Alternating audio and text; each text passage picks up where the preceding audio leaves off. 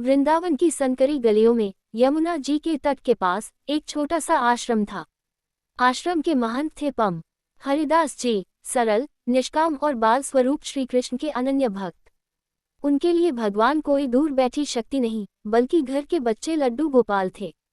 हरिदास जी ने वर्षों पहले एक पुराने मंदिर के खंडहर से एक बाल गोपाल की छोटी सी मूर्ति पाई थी। मूर्ति टूटी नहीं थी, पर उस पर समय की धूल जमी थी। उन्होंने उसे घर लाकर प्रेम से नहलाया, नए वस्त्र पहनाए और नाम रखा लड्डू गोपाल। उस दिन से हरिदास जी का जीवन बदल गया। हरिदास जी लड्डू गोपाल को बच्चे की तरह पालते थे। सुबह उठते ही पहले उन्हें जगाते, उठो कन्हैया, सूरज निकल आया। फिर नन्हे नन्हे कपड़े, माखन मिश्री का भोग, दोपहर की लोरी और रात को कहानी। आश्रम में आने वाले लोग कई बार हंसते, ये पत्थर की मूर्ति है, बच्चा नहीं। पर हरिदास जी मुस्कुरा कर कहते, जिसे प्रेम दिखता है वही सच्चा दर्शन करता है। एक वर्ष भयंकर अकाल पड़ा, दान आना बंद हो गया। आश्रम में भोग के लिए अन्न तक नहीं बचा। उस रात हरिदास जी ने लड्डू गोपाल के सामने एक सूखी रोटी रख दी। उनकी आंखें भर आईं, लल्ला, आज बस इतना ही है, कल कुछ न कुछ हो जाएगा। फिर वे भूखे ही सो गए। रात के तीसरे पहर आश्रम के द्वार पर जोर की दस्तक हुई। हरिदास जी घबरा कर उठे। बाहर देखा तो एक सुंदर बालक खड़ा था, पीले वस्त्र, पैरों में पायल, चेहरे पर तेज।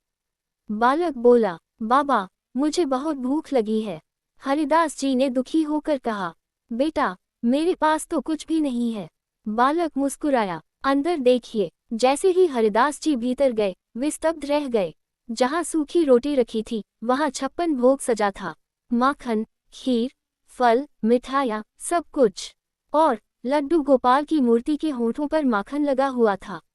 हरिदास जी की आंखों से आंसू बहने लगे।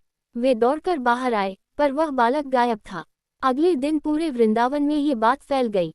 संतों ने आकर दर्शन किए। एक वृद्ध महात्मा ने कहा, यह कोई चमत्कार नहीं, ये सच्ची भक्ति का फल है। जहाँ प्रेम होता है, वहाँ भगवान स्वयं सेवा करने आते हैं। उस दिन के बाद आश्रम में कभी अभाव नहीं रहा।